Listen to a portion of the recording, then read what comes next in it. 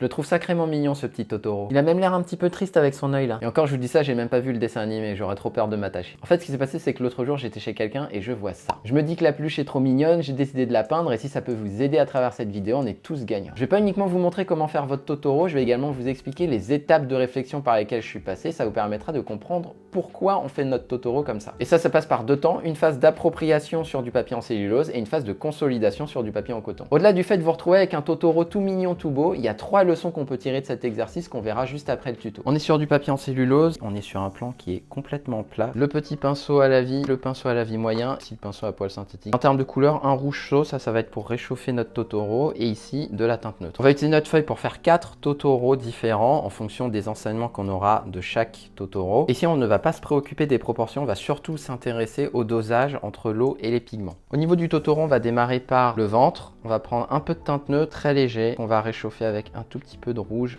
comme ceci, du rouge un peu chaud. Là, on est pas mal. En fait, juste assez foncé pour que vous puissiez voir ce qui se passe sur le papier. Et on va faire notre premier. Donc là, vous prenez de manière assez modérée. Là, vous mettez de l'eau. Alors ici, j'en ai mis quand même pas mal. Là, vous pouvez éponger pour récupérer de l'eau de telle manière à ce qu'il n'y en ait pas trop. Vous prenez le petit pinceau, prenez pas mal d'eau. Donc, on va voir ce qui se passe lorsqu'on prend beaucoup d'eau. Et ici, lorsque je passe, vous voyez que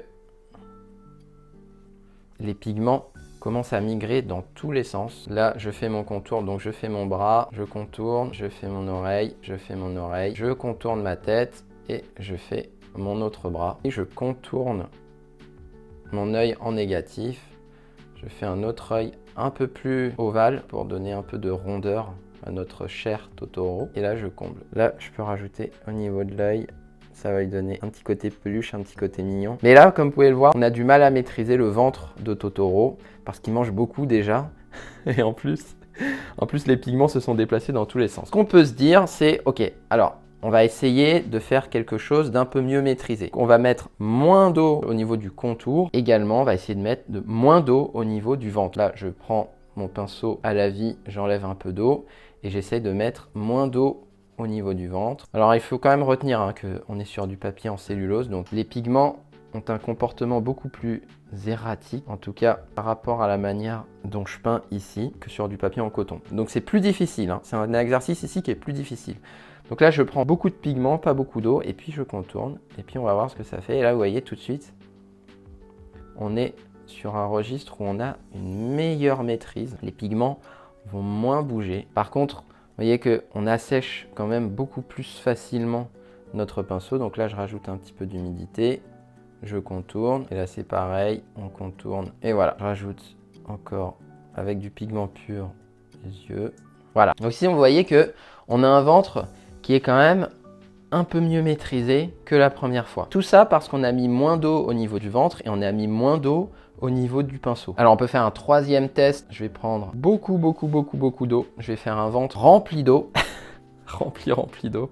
Le ventre. Tac, là vous voyez, j'en prends ici, j'en déverse ici et on va voir ce que ça donne. Là il y a vraiment, là vous voyez, ça se rétracte beaucoup moins facilement. Et puis on va voir ce que ça donne. Toc.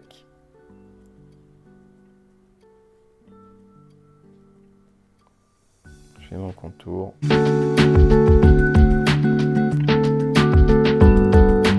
Donc là, on va voir ce que ça donne. Il faut attendre que ça sèche un petit peu. Mais là, déjà, ce qu'on peut voir, c'est que le fait qu'il y ait un gros gradient entre la partie qui est sèche et la partie qui est extrêmement mouillée, ça altère le rendu. L'eau va avoir tendance à s'écarter vers les parties qui sont plus sèches. Mais le problème, c'est que les parties qui sont en périphérie sont trop sèches. Donc l'eau n'arrivera pas à combler ces trous-là et va s'agglomérer en périphérie, plutôt ici.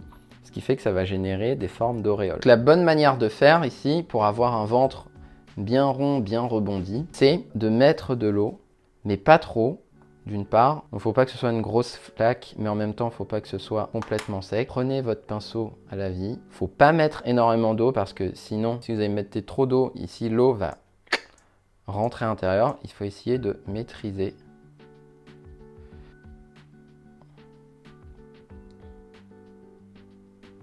Toc, comme ceci. Vous contournez.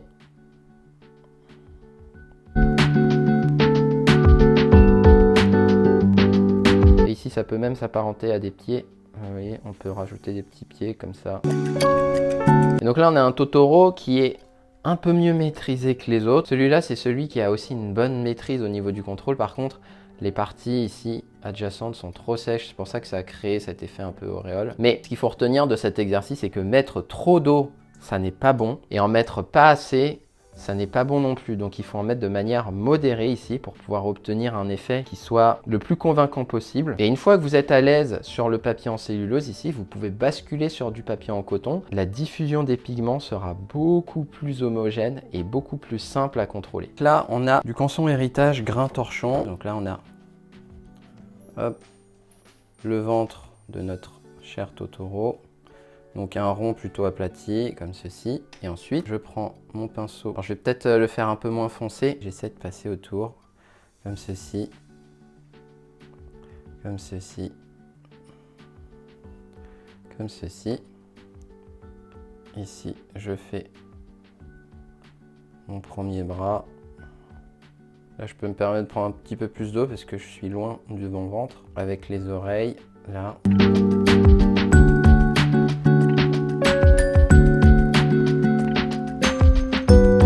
Donc, ce qui est intéressant ici de noter, c'est que sur du papier en coton, déjà, c'est beaucoup plus simple. Comme vous pouvez le voir, ça part moins en vrille. En plus de ça, on a un bel effet fourrure ici au niveau du ventre, grâce à un bon dosage entre les pigments et l'eau. Il ne reste plus qu'à attendre que Totoro sèche et ensuite on pourra poser le nez. Voilà, donc là il a bien séché, donc on va prendre du pigment pur, le petit bout de nez qui manque, et voilà.